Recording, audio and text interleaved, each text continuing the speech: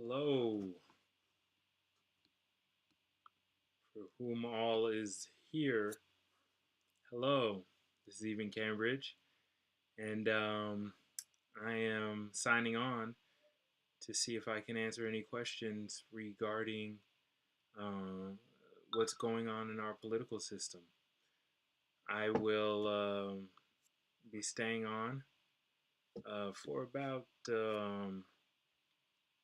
for about an hour or so, just to answer any questions. I'm working on bringing up my chat right now. But one thing I wanted to do was I wanted to go through some of the issues that are going on right now. There's various things going on in this country um, that people don't know about. There are things that are going on that people know about, but they don't have questions or they don't have answers. And so, what I want to do is I just want to be, kind of a light in the dark, kind of a voice to be able to shine a light on things, but also give solutions. I think that's very important about my campaign. It's about bringing solutions to the table and making sure that reasonable people know that there are solutions out here. There are solutions. There are people who know what should be done, and we owe it to ourselves um, to have people that know what should be done in situations where they should do it. And so, what we're going to do is we're just going to look at the news, probably go to AP, um, and just observe what we see, observe, what's going on, um, and just indulge with it all. Let me see. I'm going to my YouTube studio to make sure I can see the chat because the chat is important. If you can't talk to me, then I won't know what you're saying. I am new to this format. This is actually the first time I've ever gone live, so but we must adapt. We must update ourselves if we want to, you know, uh, just bring things to the table. So, right now, I am stalling because I'm making sure that I am able to get to the chat.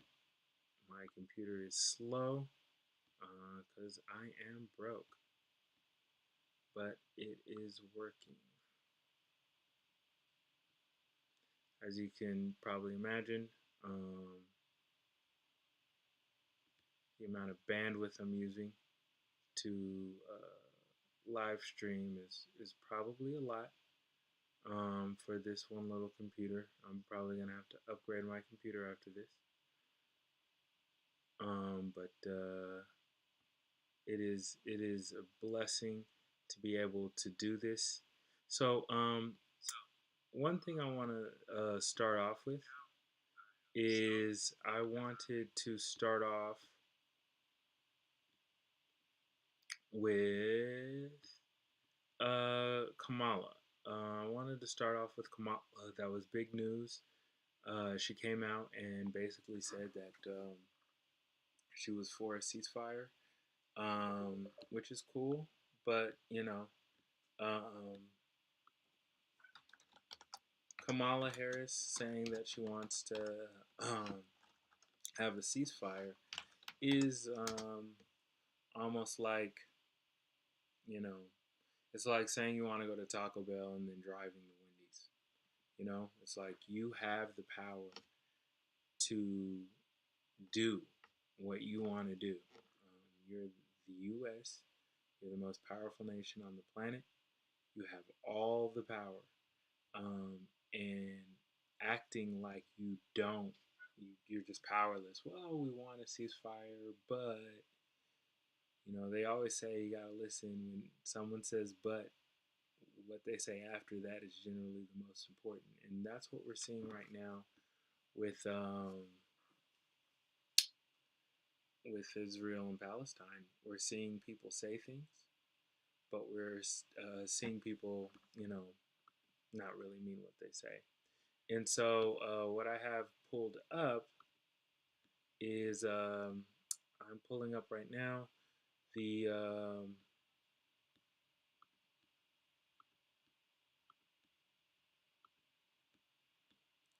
news so that we can all view the news together. So we're going to go to AP News.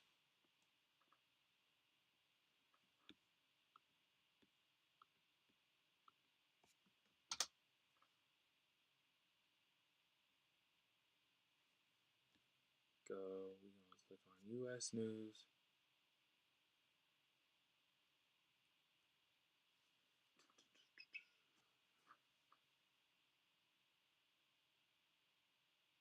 We're going to click past the advertisements. And we are going to get on it. Now you see, look, Israel-Hamas war is right up front.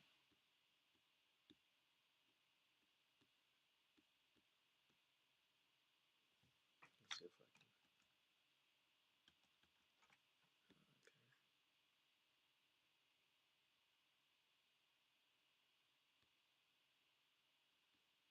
Okay. All right, so, well, we could talk about this. Philadelphia LGBTQ leaders arrested in traffic. Stop the mayor calls concerning. Let's click on this and see what happened.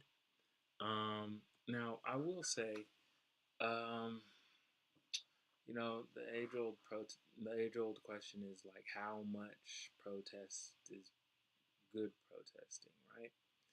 And Martin Luther King always said, generally protesters have a reason to protest. I'm ad-libbing, but people don't just protest for no reason. And so let's see why these ladies, or we don't know who they are actually. Let's see why they protested. Arrest of two leaders by a state trooper during a fraught highway traffic stop is very concerning.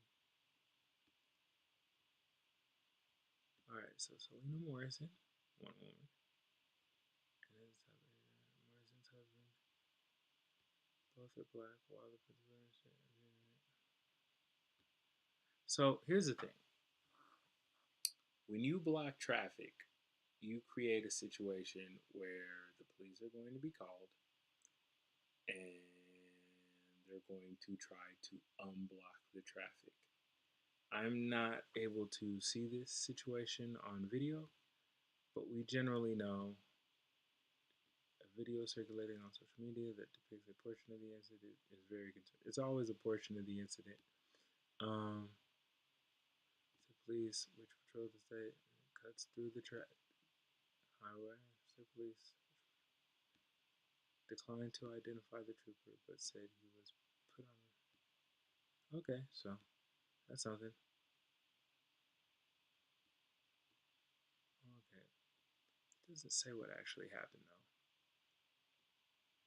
In the cell phone video posted online, the trooper says he stopped Morrison for tailgating and not having lights on. Pulled over in a second vehicle and was arrested after allegedly arguing with the officer. Okay, yeah, you can't see when police are going to arrest you, they're going to arrest you. They're not. Police don't go from I want to arrest you to it's all fine now.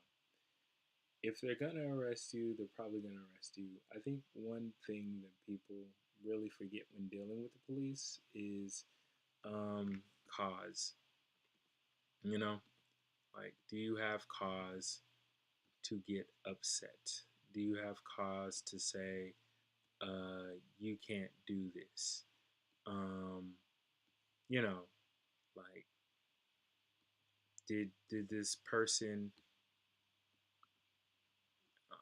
and now we're getting a paywall. So we're gonna say bye paywall. Not dealing with you. But yeah, so that is more of a case of tensions already being high, people being upset with the system, them causing a disturbance in traffic, police being called to disrupt the disturbance, and yeah, I don't know what happened. He asked if she wanted to get tased. Yeah, tasing is still used around. Here, I'll make myself bigger. Tasing is still used around the country. I personally wouldn't do tasing. Um, you know, I personally wouldn't do tasing, but it's still used. I don't think it's very effective. I think a determined person, if they really want to, can run through a tase very easily. But if they still use it, um, you know, I would like to say that while that situation kind of sucks, you know, what what are you really going to be able to do? Um, and also, as Black people, we really don't want to focus. And this is going to seem harsh, but we don't really want to focus on like petty squabbles with the police officers, right? Um, did the police officer have a body cam on him? Did the police officer act within his legal rights? Those are the things we really want to focus on when we're dealing with the police. And so in that situation, you know, because I could tell you, like, most times, when tensions are high and the police want you to do something and you don't want to do it, um, you gonna do what you want to do. And yeah, so like,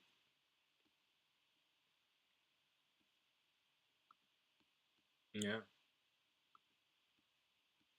but I'm gonna, yeah, there we go. So I'm gonna load another one. Just gonna say U.S. News. U.S. News Today. Hopefully it doesn't give me like Today magazine. Stay signed up. Okay, let's see. Old computer. It will be getting updated soon, but it hates this right now. Okay, yeah, I did want to talk about this because this had a lot. One of my things that I said while I was at the New Hampshire Democratic debates, one of the issues we talked about was gun violence. And in this day and age, I have my own thoughts about whether we should start including more. And I don't know if this is black on black violence, but I don't. I wonder if we should start including more black on black violence as mass shooting incidents. Because when I was growing up in the 90s, mass shootings were um, they were very like commercial based. Like you had gangs fighting over territory. They were fighting over territory for money. Sometimes it was over one. It could be over a lot of things, but it was generally more commercial. Like crime was just more commercial. People were stealing from people. people were robbing people. You had a lot more like drug dealers getting robbed. Um, in the way we think about mass shootings, we want mass shootings to be somebody got upset, ran into a building, and started shooting up a bunch of people, or someone was misguided and thought all black people are evil and decided to shoot up a grocery store. Um, that's what we really try to think of as mass shootings in this country, not so much gang warfare or monetary skirmishes. So let's delve into this and see what happened. You can see it's still loading. My computer's going so slow. Yeah. So police are searching for three suspects who they say pulled up to a King City, California house party and opened fire Sunday evening, killing at least four people and injuring three others. Three men died at the scene, and a woman who was shot in the hospital was pronounced dead. That is very unfortunate. Three other people injured by gunshots were taken to the hospital. I'm gonna assume this is like a youngster incident, because like youngsters are really the only ones shooting up house parties these days. Um, it's in LA, so I'm going to assume they're black. I hope they're not, but I mean, it doesn't really matter. Like, people are dying. You hope it's not anyone, really. Um, California house party adds to a troubling list. The teenager was shot. Yeah, you're seeing a lot of teenagers tote guns, and there needs to be a real conversation about should we be holding parents accountable for their teenagers having guns. I remember growing up when I was a kid, um, it was very common for a child, like a parent, to have to pay for whatever a child did. Like, if your child went into a store and damaged something, you were responsible. That's your child. It, we're not going to. Uh, no. It's your child. You're responsible for your child. Your child broke something. Goodbye. Done so. And I think we've gone away from that over the years as we've been more forgiving to parents, and as we've tried to like understand all the issues more. We've kind of forgot that like kids kind of should be told what to do at all times until they're not kids anymore. And even then, they're still not going to make good decisions because humans don't reach brain maturity until like age 25. So before that, our brains aren't really functioning like full adults. And you're seeing a lot of teenagers act out that, I guess you could say, underdeveloped mentality of thinking. So one woman was killed and 12 other people were injured when shots rang out at a nightclub. So nightclub, Mississippi. I've heard about that incident. That was definitely black people. You could tell by the cars that were shot. One woman, okay, two people, including a child, were shot. High school in Missouri. Guys, these are teenagers. These are like all teenage. An apartment complex. 2-year child was shot. Oh, wow. Dollars in critical condition. Take one suspect and they got so sorry. 22. Like they're 22, 18. You look at what happened in Kansas City at the parade, championship parade day. Teenagers, a majority of the time black. Um, and we got to really ask ourselves, are these mass shootings? Are these not? These aren't gang related in a lot of cases. I've seen what the teenagers are getting upset over these days. It's like beef and turf.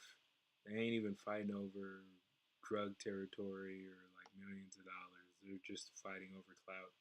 And we don't have to tolerate it.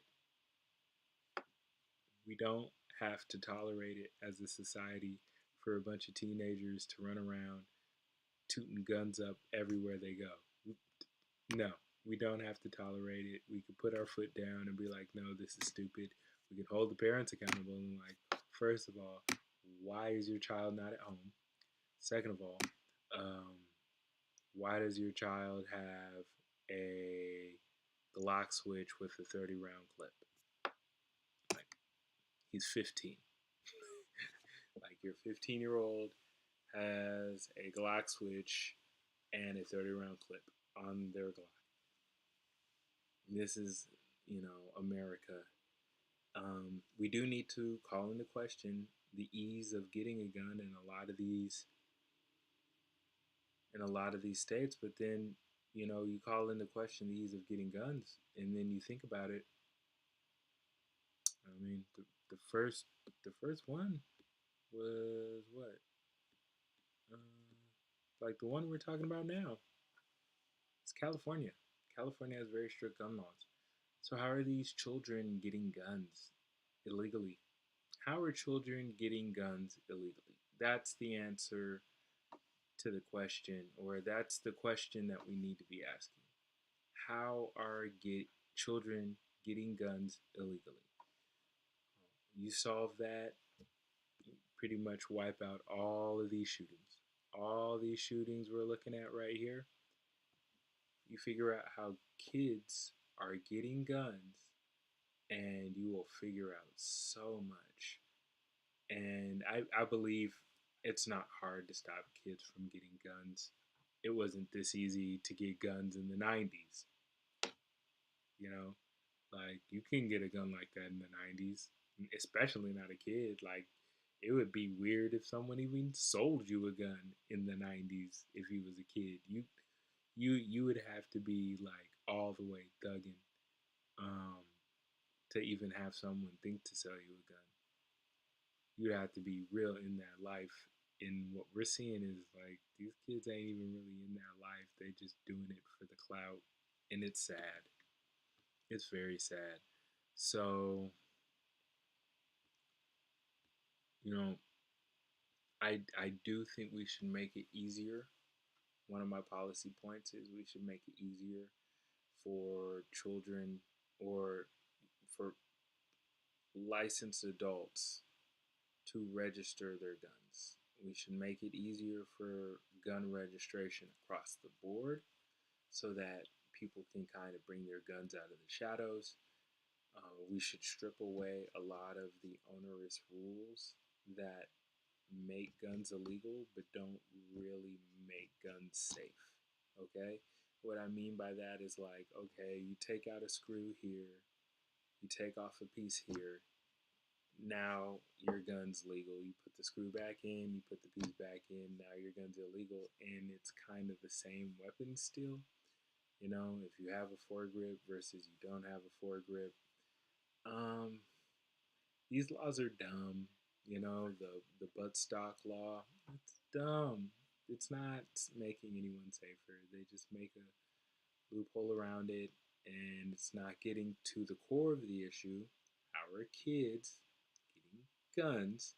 And also the mental health issues that underpin a lot of the mass shootings that really hit hard with the country, like Uvalde, up in New England. You had the elementary school that got shot. You have a lot of shootings in which people are crying out for help, and they're looking for mental help, and we're not as a society helping them, and it's bringing us down as a society. So we definitely need to think about that. We need to plan around it. We need to enforce it. If you are a parent and you see your teenager with a gun, you should take it from them. It shouldn't be no, oh, well, I got to protect myself. You're in high school. You're in high school. I know you got to protect yourself, but like you can hopefully tell a teacher, principal, somebody Like if no one helps you and you get your tail whipped every day, you can sue people for that. You could come up on millions of dollars. I'd rather go the legal route and sue the school district and come up on millions of dollars because they didn't stop the bullying than crash out, get shot up for no reason. That's just like, I know that's not how we're taught, but not every kid's a bully. A lot of these, not every kid that's going around shooting up, like these kids just went and sprayed up a party.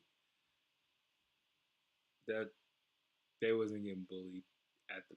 They went to spray up the party because they had ops at the party, and it was just a good idea to spray the whole house up. There's also a lot of people have been talking about the fact that there's a chance that rap music might not be the force of good that it once was in our community. There's a chance that, you know, it's just not doing us any favors anymore. It's not helping us. We're not learning anything. We're not growing as a people through a lot of the modern rap music that the children are consuming. And they are consuming it, you know. Um, if you listen to a lot of the rappers, they're not on the radio. They don't have to be. These artists can go viral just off a app. They don't they don't need you. They don't need radio. They can do it all themselves. And so there's a lot of artists reaching a lot of kids that are pumping a lot of toxicity, just straight toxicity that was unlike even 90s rap. 90s rap was like, this sucks. Let's do better. This rap is like, this sucks. I love it. Let's keep going. Yikes. You know, yikes. So, let me see. I'm scrolling up again.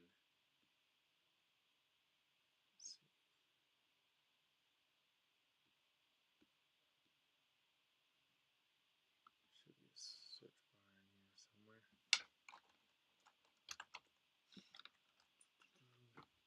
Let's just click on CNN's homepage. But yeah, like, this is senseless. And until we stand up as a society and say these four dead are valuable enough for us to do something, then we won't do anything. You know, like there's four young children. Yeah. Okay. So, okay. Look at immigration. Hooray. Um. Yeah. This country's just bungling immigration. There, there was a deal on the table, but word on the street is that Donald Trump pretty much put a kibosh on the deal because he feels like he's going to win the presidency anyway. And so if he can stop the deal now, win the presidency, and then pass the deal, he gets to take credit for it, even if the deal was already on the table before he was president. So there is a legitimate claim that he has, put a kibosh on the deal until later so that he can take advantage of it. Do I believe that? Yes. Or I think it's possible. Just because we know, like with him, anything's possible. So why would you think it's not possible? Um, but yeah, in terms of the Texas immigration law,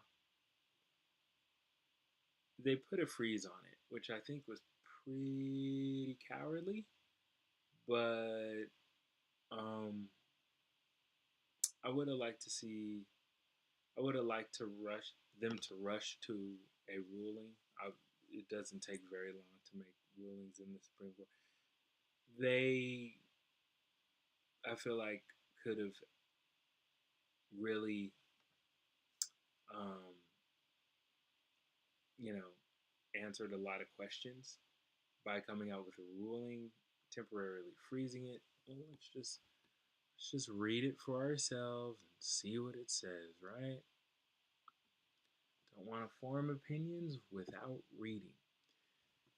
Mainly, what's going on, the backstory is Texas is deciding that they just are saying, screw the federal government, you're not doing anything about this border, so we're going to take it upon ourselves to fix the border how we see fit. So they've put impediments, like in the Rio Grande, to stop people from being able to swim across.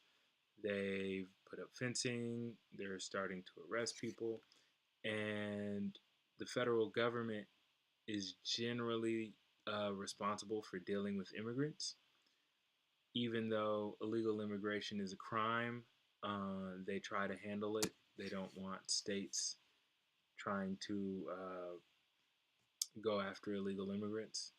But, states have a lot of power. So, Texas is like, you can't tell us what to do. And the states or the, federal government's like, yes, we can.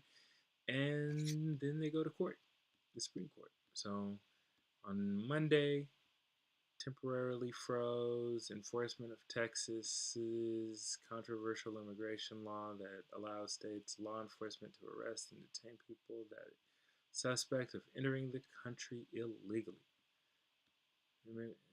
He issued the administrative hold, which will block the law from taking effect until March 13th. Yeah, like, so, okay.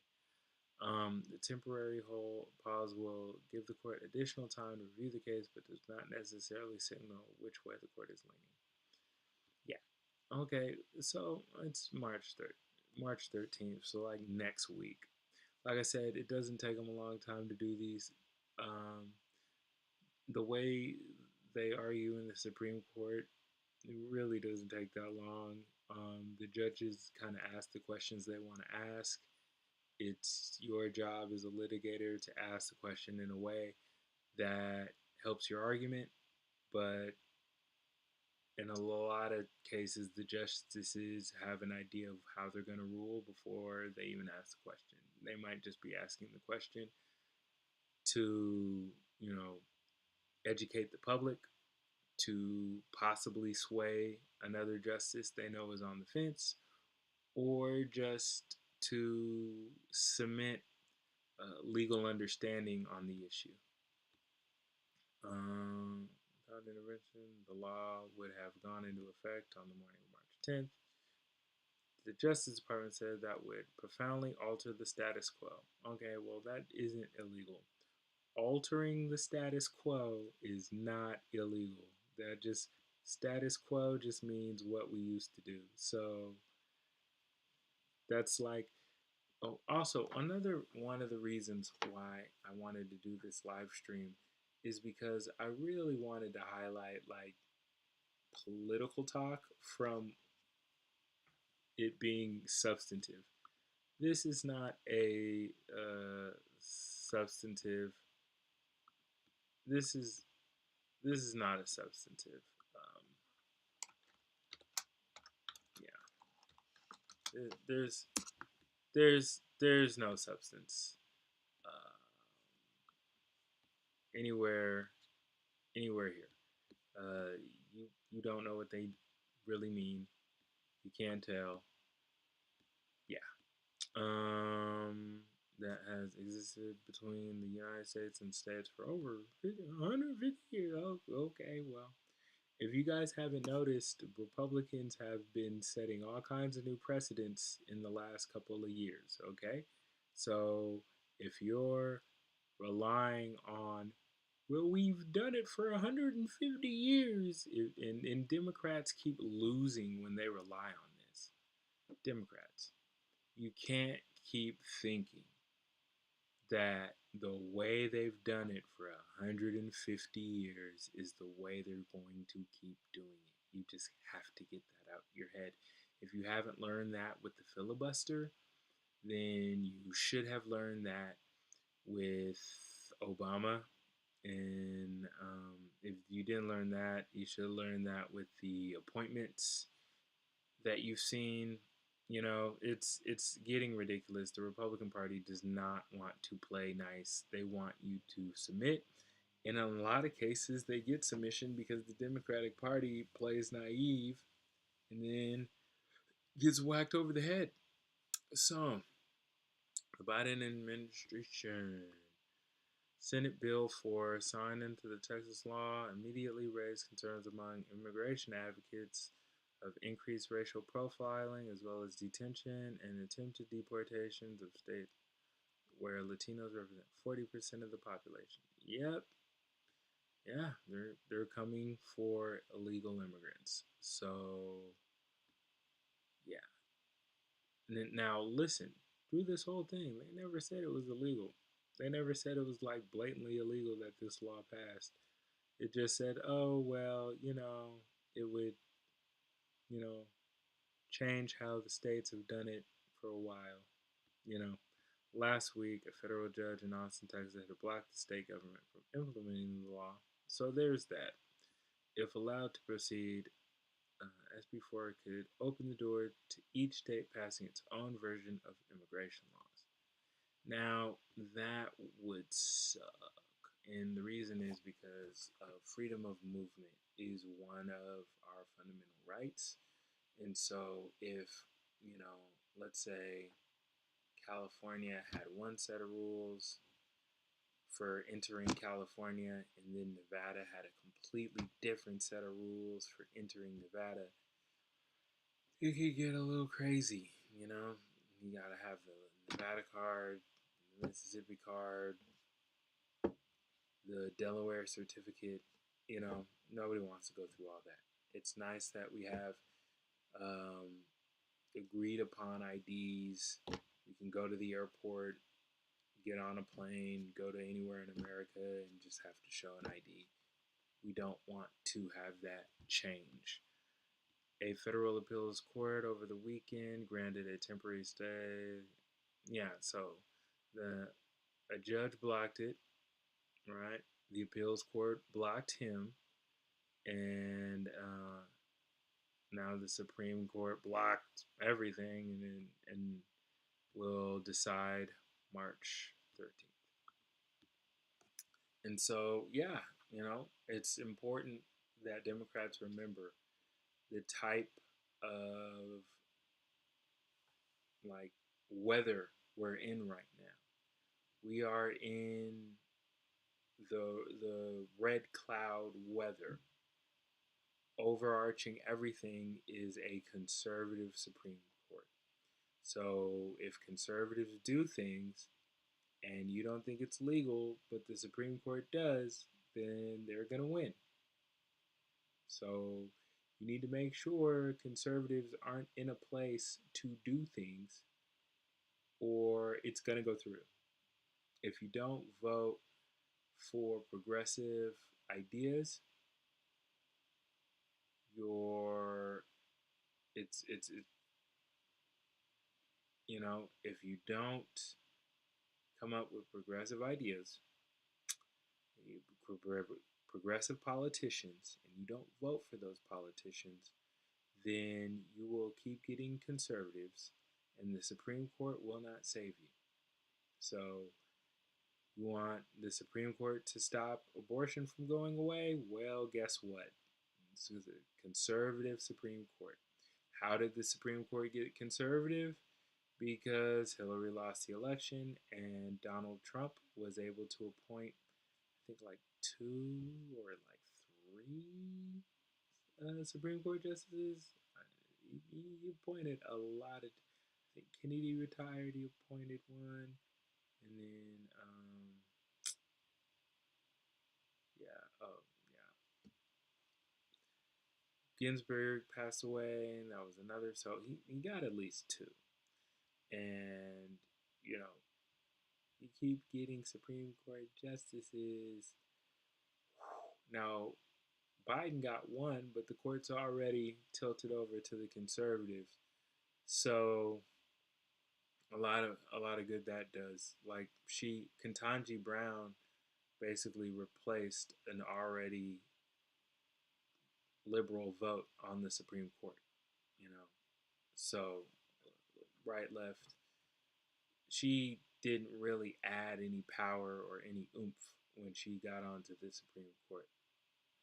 However, when Ruth Bader Ginsburg died, it went from majority liberals to a majority conservatives, and that's the environment we're in right now. You could probably any gun legislation you pass will probably get, um, for lack of a better pun, it will probably get shot down by the Supreme Court.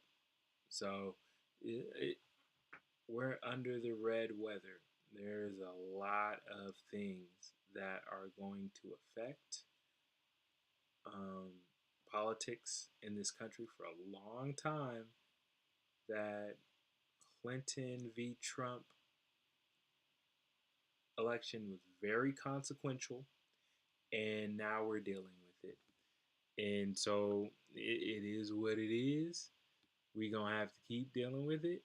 And I don't think a conservative Supreme Court is necessarily 100% bad.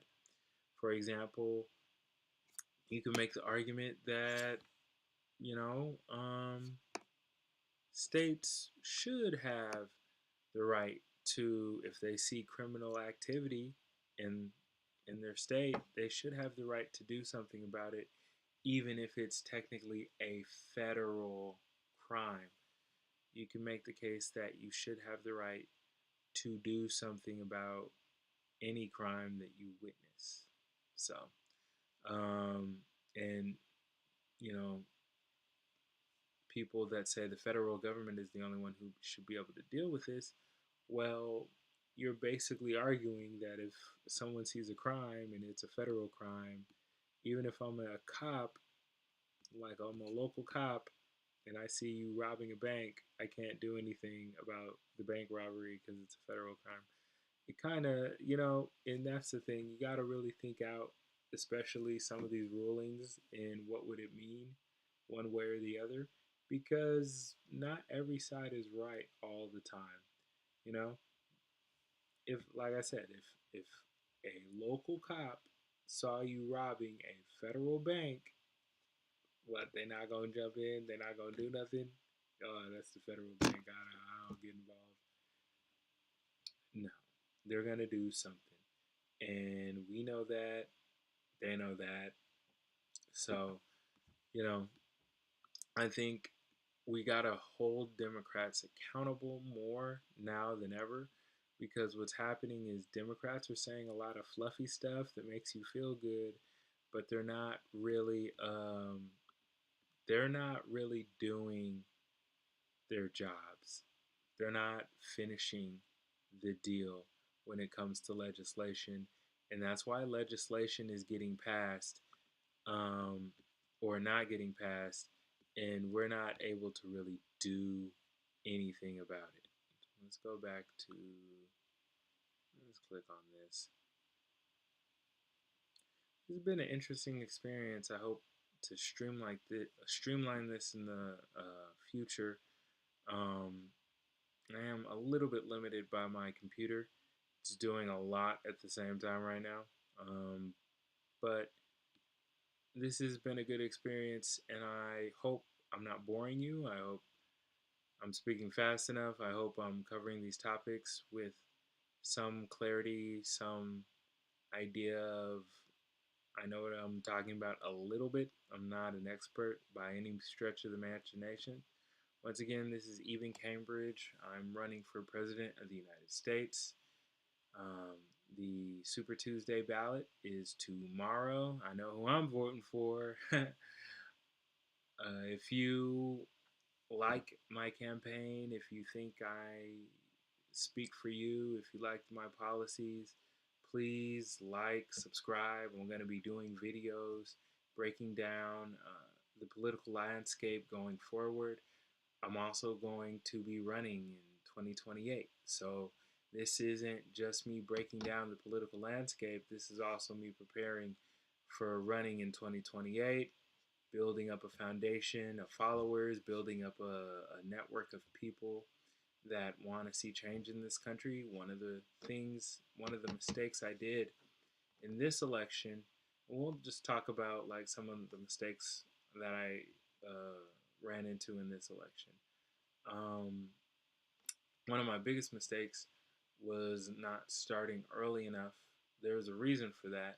I dedicated 2023 to two things: uh, running for president and traveling. And I knew for a fact I could control traveling.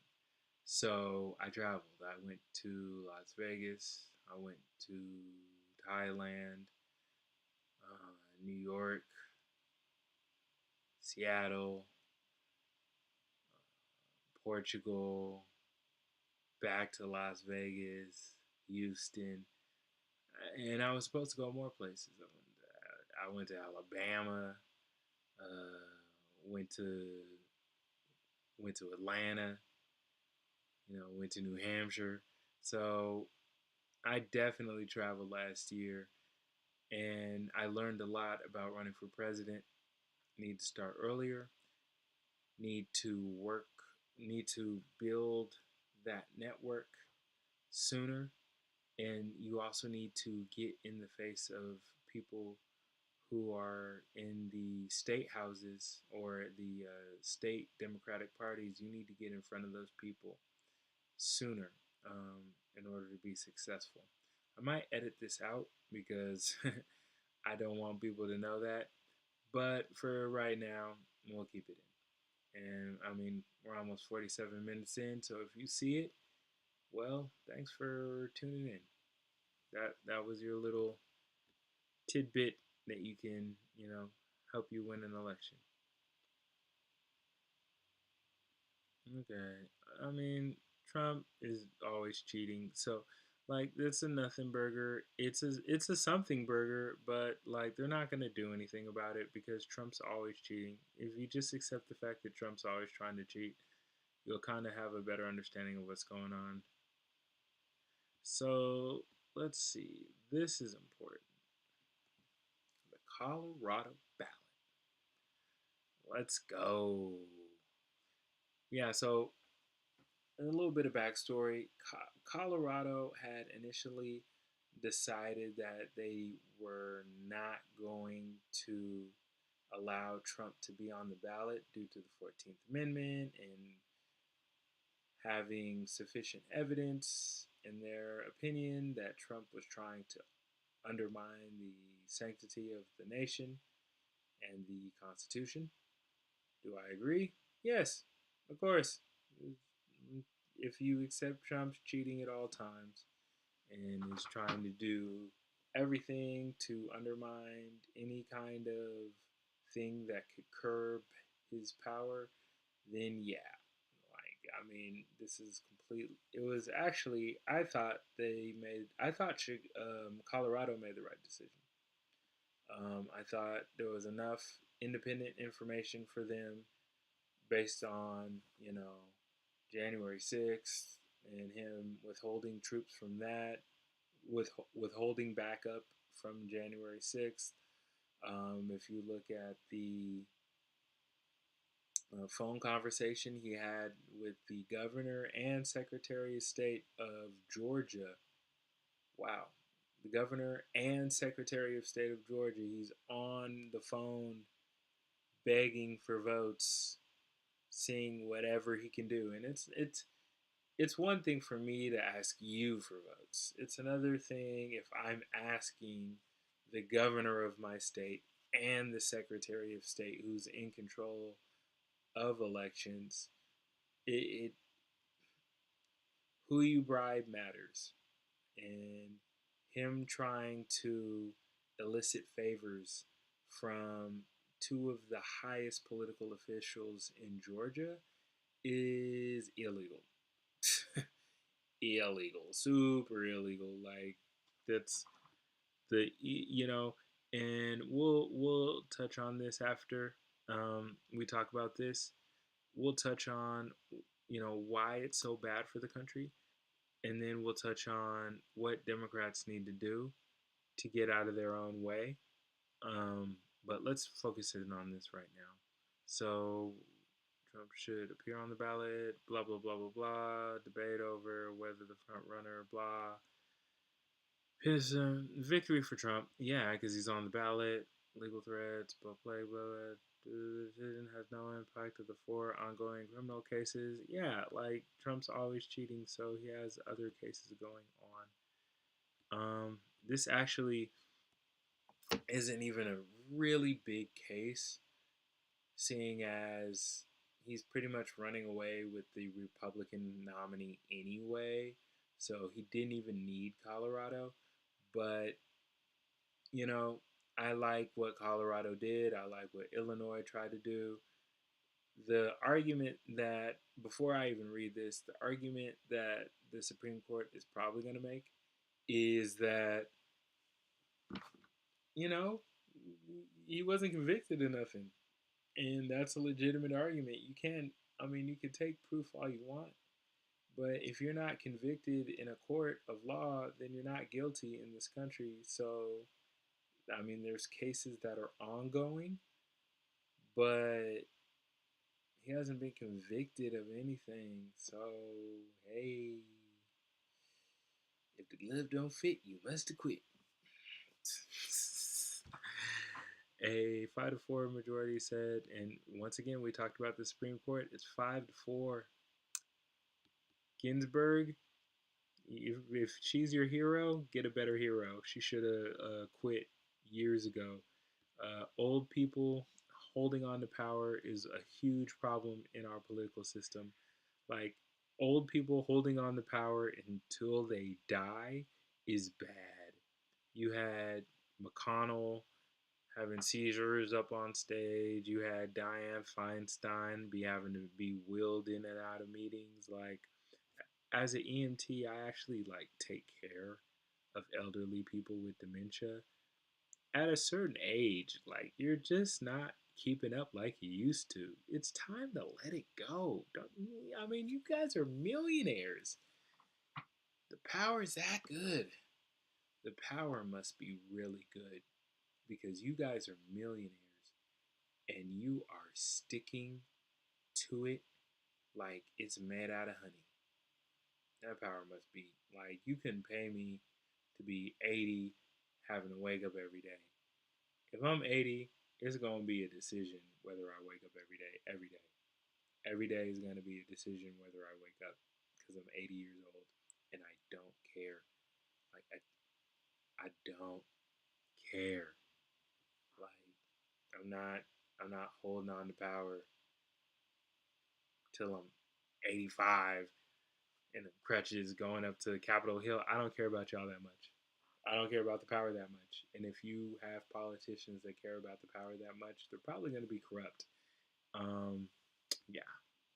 But a 5-4 majority said that no state could dump a federal candidate off any ballot, but 4 justices said that the court should have limited its opinion.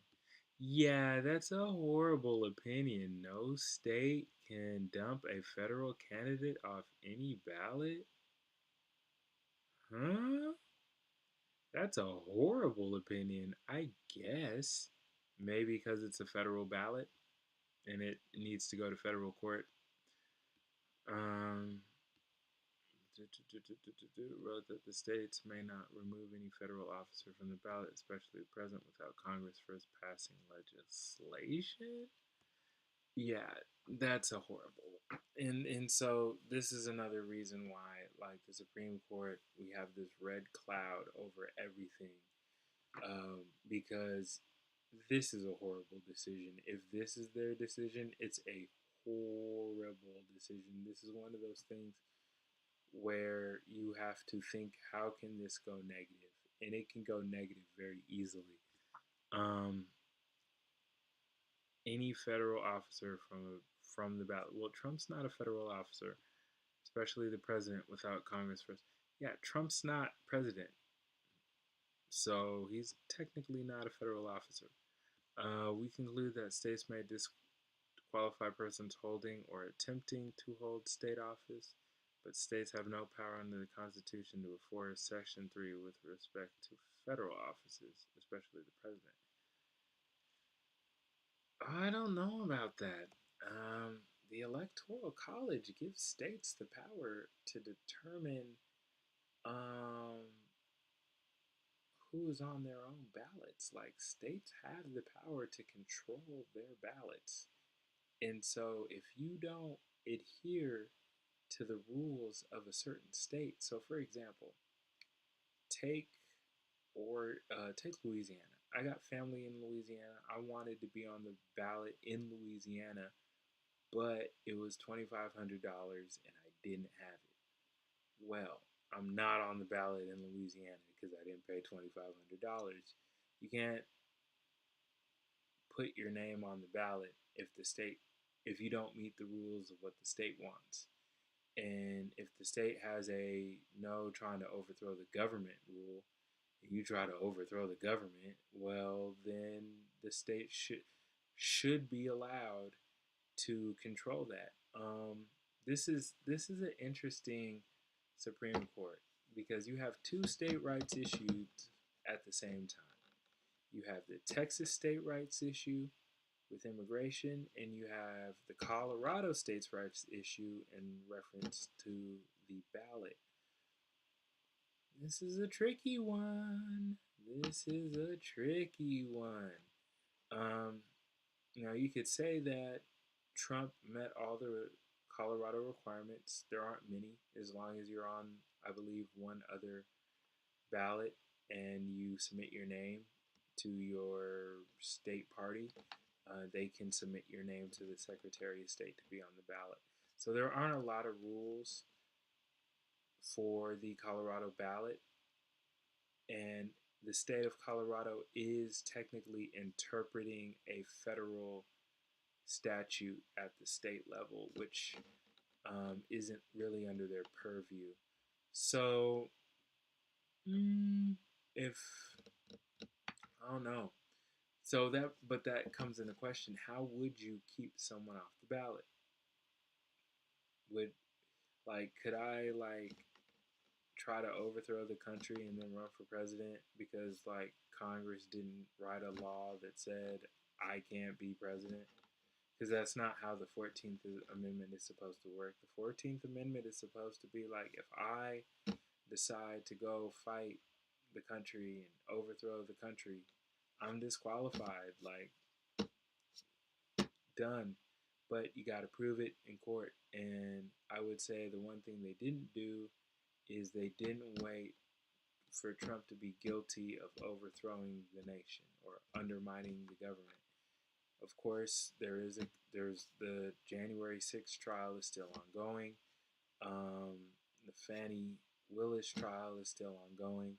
So we have to, yeah, we'll see on that. It looks like, I mean, honestly, I could see why they ruled the way they ruled because you have a state interpreting a federal law, and a state doesn't have the power to interpret federal law. So I could see why they kept his name off the ballot. What probably would have had to happen was a state would have had, or a person in Colorado would have had to sue in federal court to keep Trump's name off the ballot. I don't know if they sued in federal court. They might have sued in state court. And if they sued in state court, then the state of Colorado doesn't have jurisdiction over that. So I should look that up. I will look that up in the future. But it doesn't really matter what I do because the justices have already ruled.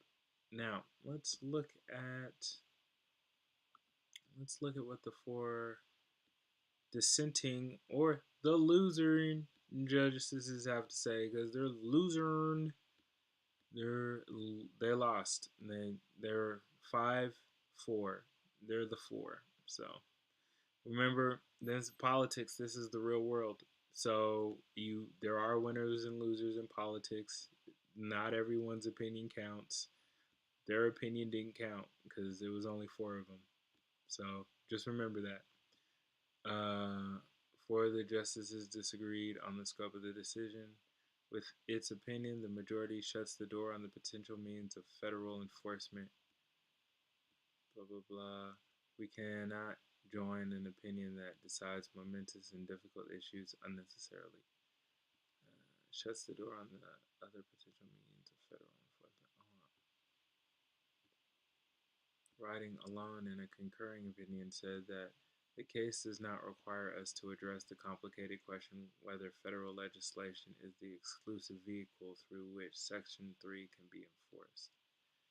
Yeah, that's a good point. Like, the idea that you would need to pass a law in order to sit, the idea that Congress needs to pass a law to enforce an amendment that's already in the Constitution is kind of ridiculous.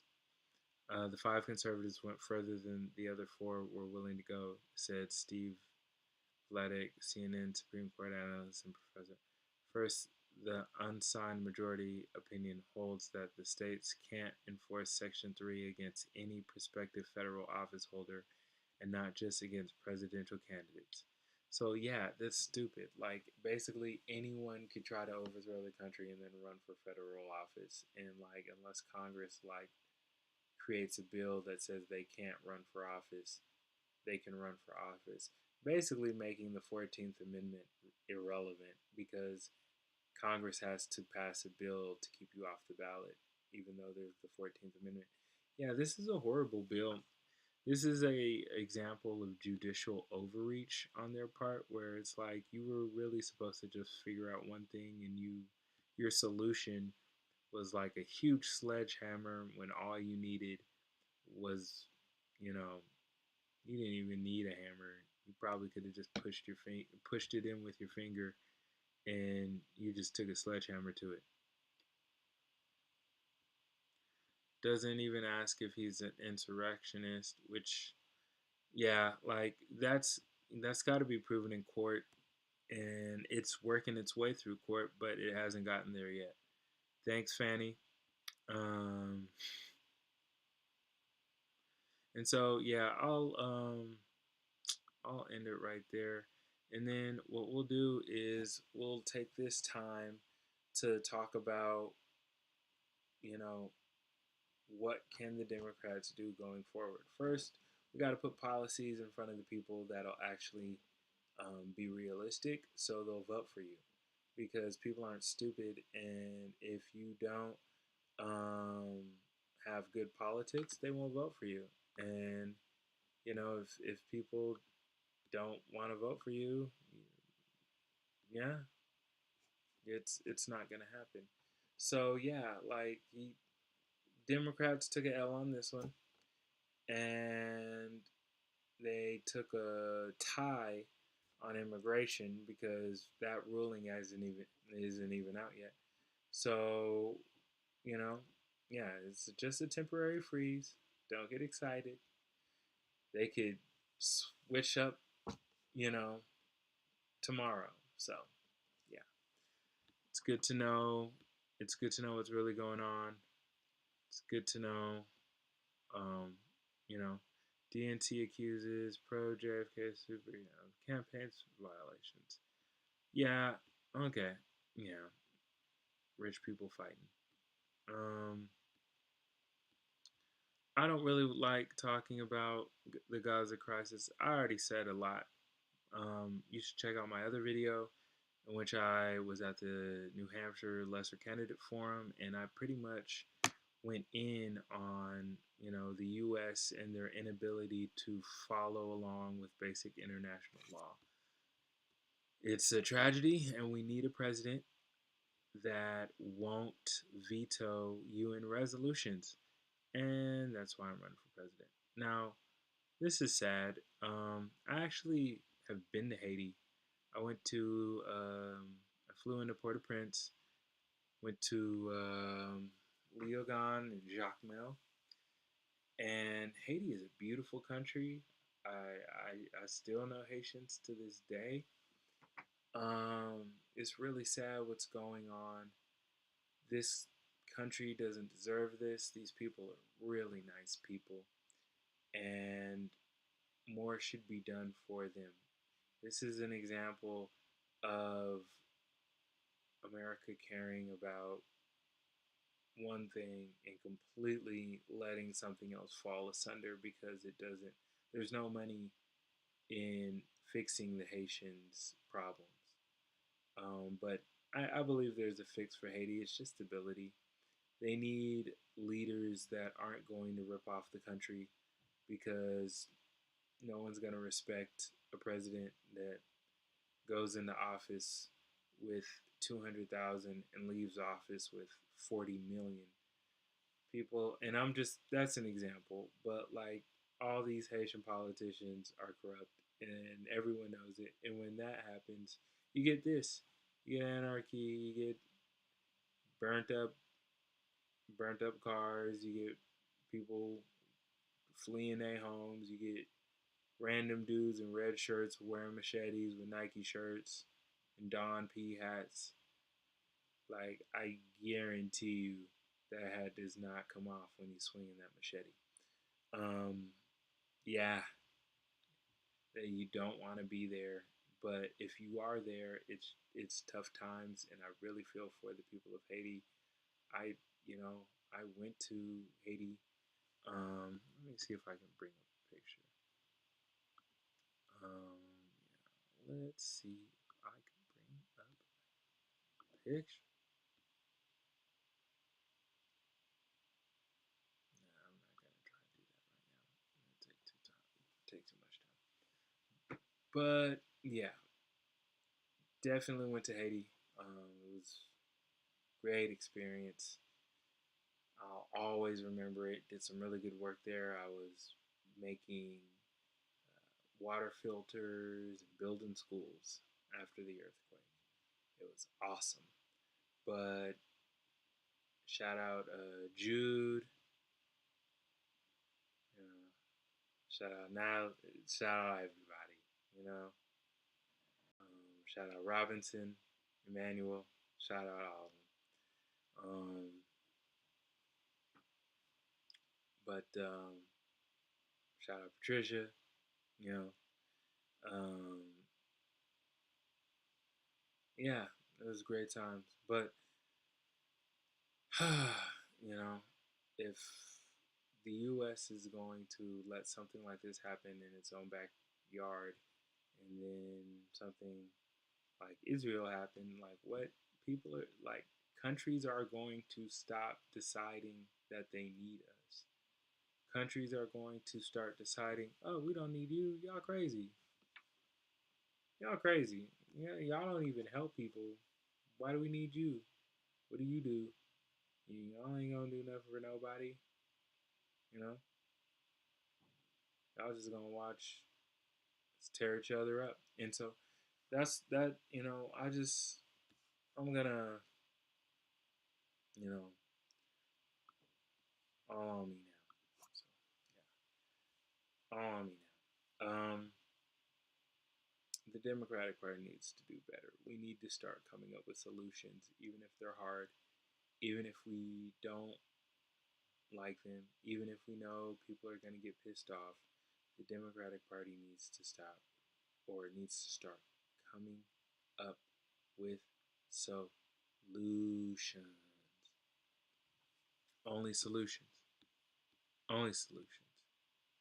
Um, we, you know, like, what's going on, guys?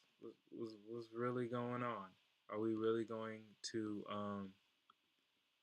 let the world burn? Know what we could do to stop it, and then do nothing about it? Just do nothing about it, huh? You know.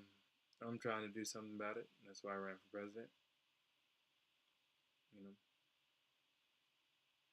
But so, like, once again, housing, right? That's a huge problem for Democrats today. It's housing. and just our generation in general. Housing, housing, housing, housing, housing, housing. But what are we going to do? You know? How are we going to curb the real estate industry, $1 billion, $1 trillion real estate industry? Do you expect $1 million Democrats to undercut their own buying power in being landlords? Also, think about that word, landlord. They are the lord of the land, meaning you are living on their land and they are a lord over you. That kind of feudal system is something that we are trying to get away from. We do not want feudal lords lording over us because we just aren't smart enough to think of a better way, or we're not brave enough to make it happen. We got to make it happen. We just got to. That's why one of my positions was 30% tax on corporations, for profit corporations that are buying single family homes in residential areas. We got to tax corporations that are buying residential housing. We have to, you know, not a doubt.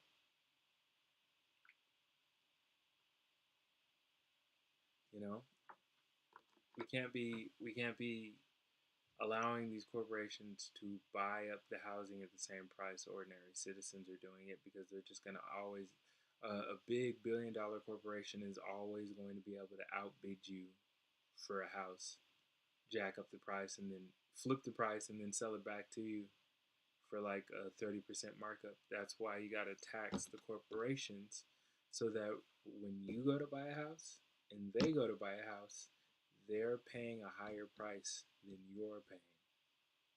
So it's easier for you to buy that house than it is for them to buy that house. And where does that tax money go? It goes to low income housing, and it goes to housing infrastructure. So if corporations are going to buy houses, they're going to help provide housing for everyone else, and they're also going to help make our housing system more efficient. That's very important. And so we need to be doing that. You know, we need to be making sure body cams are standard with all police officers, standard mandatory body cams in the entire nation. Um, yeah, it should be standard. There should be no reason why we're not doing standard body cams throughout the entire nation. We have the technology. It actually is proven that body cams help police officers more than they help criminals. That's right. Body cams help police officers more than they help criminals, more than they help ordinary citizens. Because what body cams do is they act as a piece of evidence that's just sitting right here, right? Piece of evidence sitting right here. It records everything. You said you didn't sell crack, but 2 minutes ago you just said, "Give me back my crack." Okay, you're going to jail. So yeah, um, body cams make police jobs easier, because when they go to court, they could just be like, "Look at the video. Dude's super guilty. Throw him in jail." You know.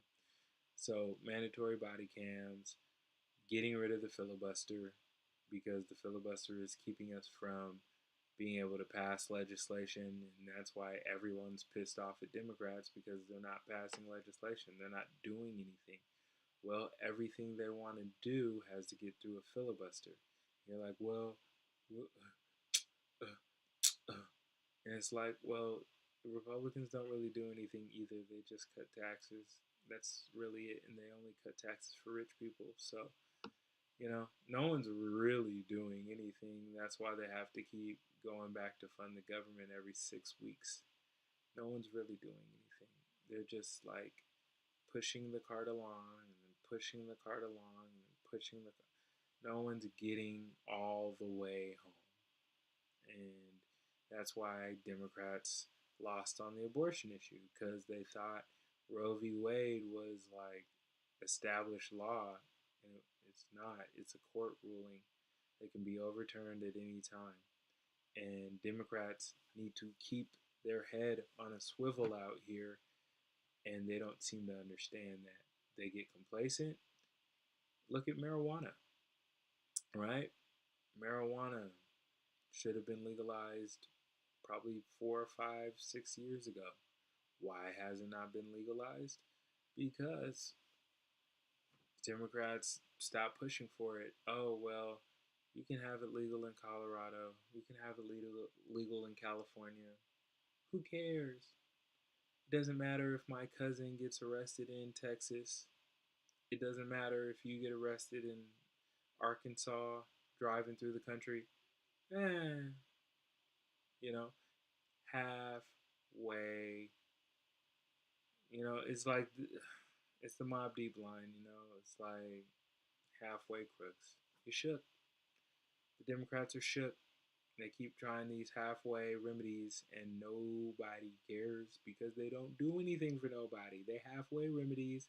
They get knocked down the minute someone who actually knows that it's a halfway. The minute someone comes along who realizes it's a halfway remedy, then they lose because they didn't actually like. It's like trying to build a house and you trying to put a load bearing beam into place, and you just kind of lean it there. You don't put the beam into place. It's like the foundation for your house. You just kind of lean it. Don't even nail it there. Just hope for the best. Hope it doesn't like come out of place in the next 40, 60 years that you're going to need that house. And that's what the Democrats have been doing, and they've been failing because of it. And now it's time to go to Fanny. I don't know why Fanny. I don't know what people are doing these days. Like I don't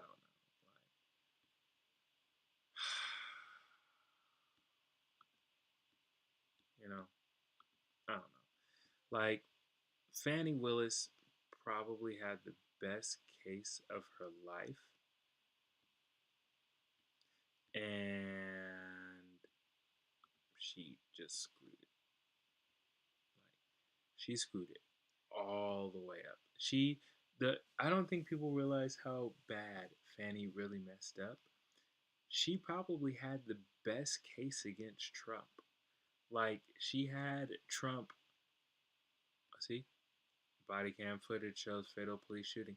We need body cams everywhere, because if you want to deal with police corruption, it's a lot harder to be corrupt when there's a video recording you the whole time. It's just like a quality control issue, and we can make more um, we can make safer interactions for citizens by mandating body cams on all police officers. And see, that's like a progressive issue that like Democrats talked about like 4 years ago, and they haven't done anything about it since. So, you know, dang, they done with Fannie. Look, remember Fannie was all over the news? She ain't even being talked about. She old news. I'm just scrolling down because, like, you used to could just find Fannie. Like, damn, broskies. That's broskies. Fannie ain't even important enough to, like, get the consideration.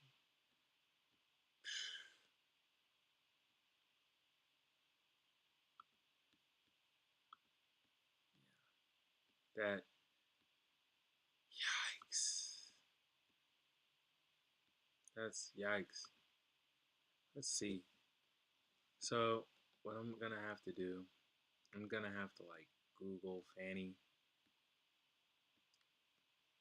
Because, like, you know, people don't people don't care. Obviously, she's not. You can't even find her name. CNN done scrub Fanny. They don't. They don't. They ain't even talking about her no more. But it's not the New York Post level. You know you're in trouble when you're New York Post level.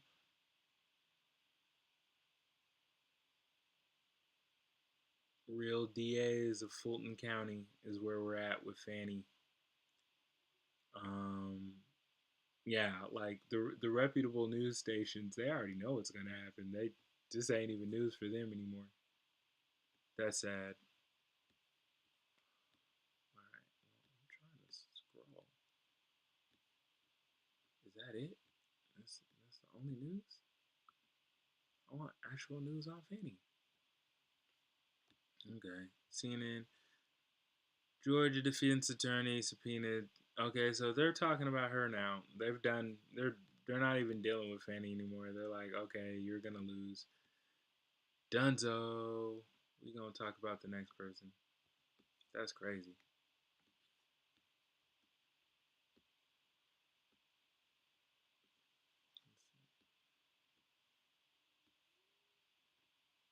I was scrolling just a minute ago, but let's see if we can do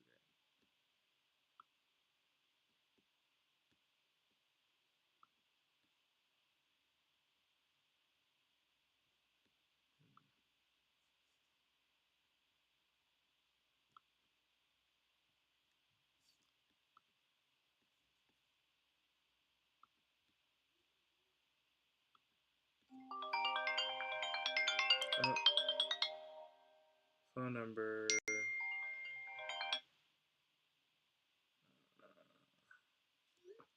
Sorry, not right now.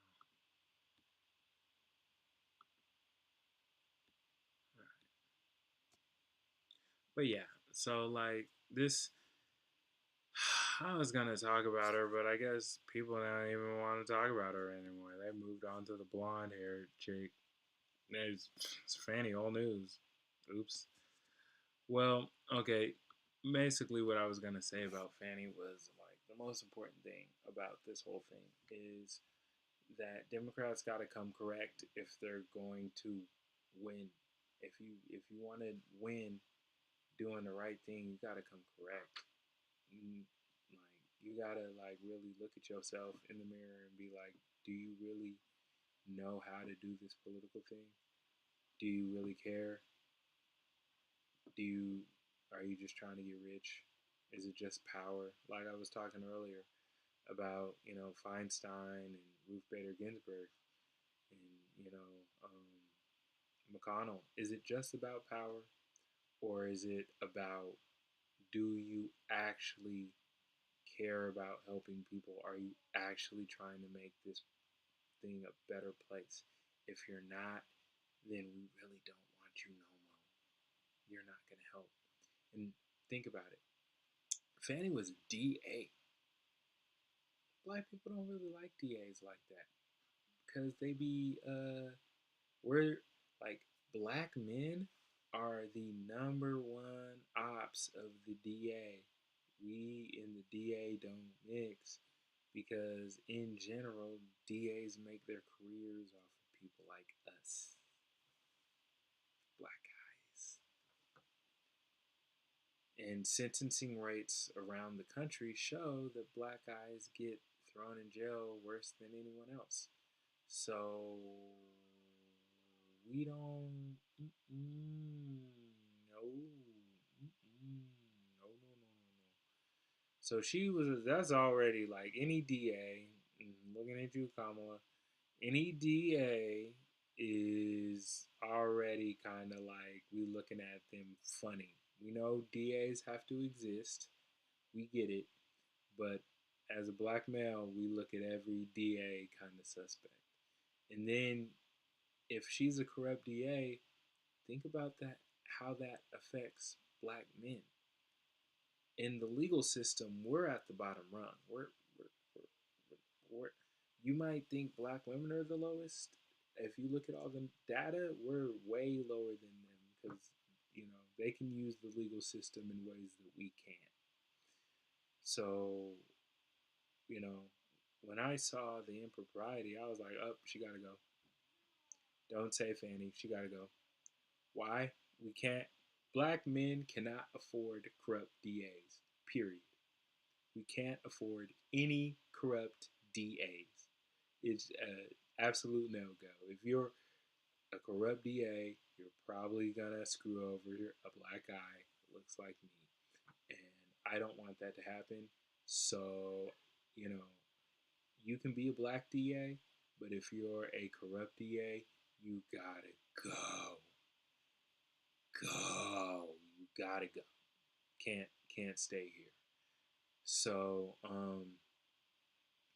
yeah, uh, that and Fanny is really a warning shot to all the Democratic Party. Like, get your house in order. You know, if I don't win president this year, I guarantee you, the next 4 years, I'm gonna be getting my house more in order than it already is.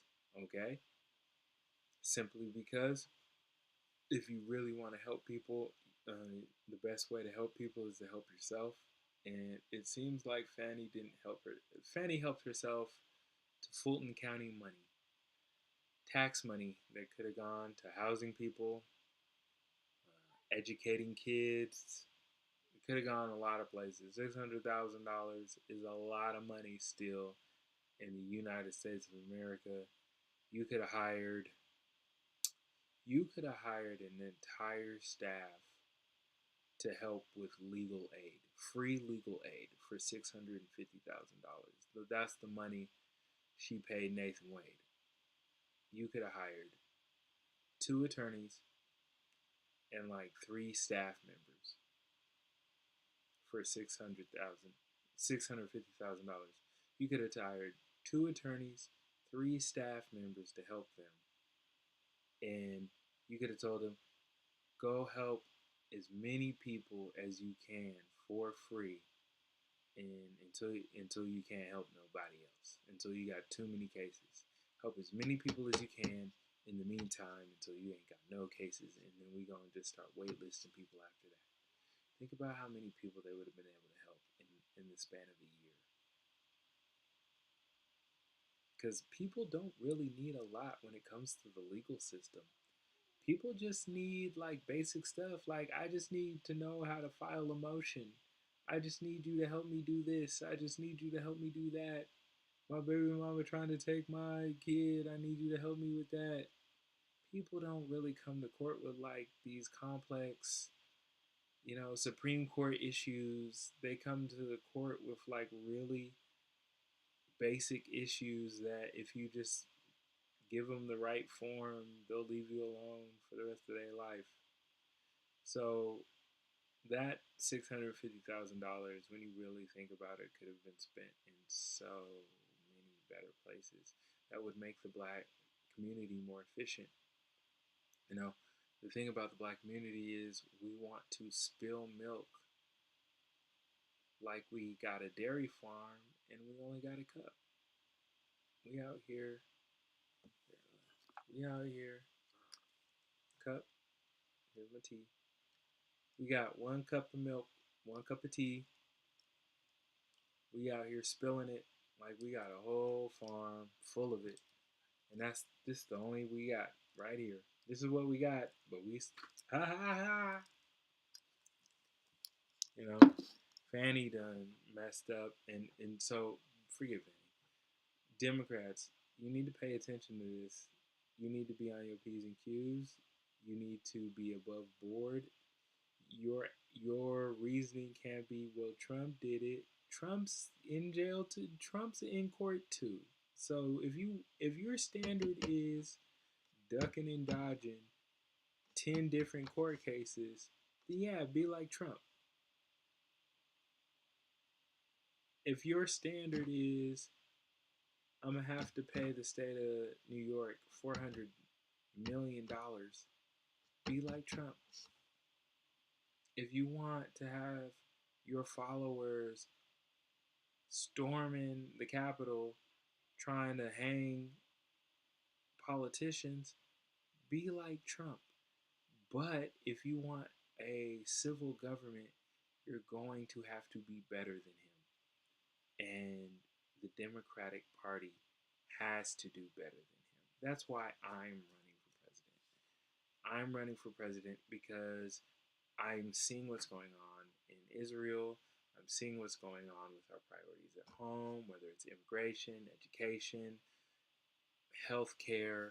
We're just not meeting the needs of the people. We're just not, and we could do so much better. And the solutions aren't really that complicated. You just don't have to be like some political shill that's, you know, in the pocket of big corporations. If you're not one of those people, doing the right thing is actually really easy. Um, you just have to not be compromised. That's why a lot of people don't know about me because I'm some no-name guy with not a lot of backing. I don't have a lot of backing because I really wanted to run for office without trying to compromise myself. And now I know that I don't have to compromise myself. I just have to work harder to find people like me. That's why I'm doing these live streams.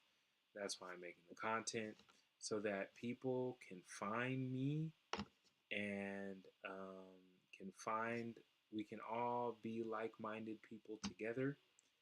And in that like mindedness, we can grow, we can come up with solutions, we can be effective, we can be proactive, we can start kicking butt and taking names and getting wins instead of losses. Because political science is about keeping score. And political science is about wins and losses. Politics is about money and opinions. Political science is about keeping score, okay, getting wins, and not taking losses. And so, going into Super Tuesday tomorrow, I'm looking forward to get some people voting for me. Everyone who votes for me is a win in my book, and I will hold each vote close to my heart. So, thank you for tuning in to the live stream. I appreciate you. I'm just been out here riffing, but this is my first live stream. I hope I did a decent job. Please go to my Instagram, Vote for Cambridge. Go to my Twitter, vcambridge24. Go to my Facebook group, Vote for Cambridge, and just let's create a community where we are focused on creating solutions and how to make those solutions real. Also, I got to get used to this, but I got to GoFundMe, Vote for Cambridge.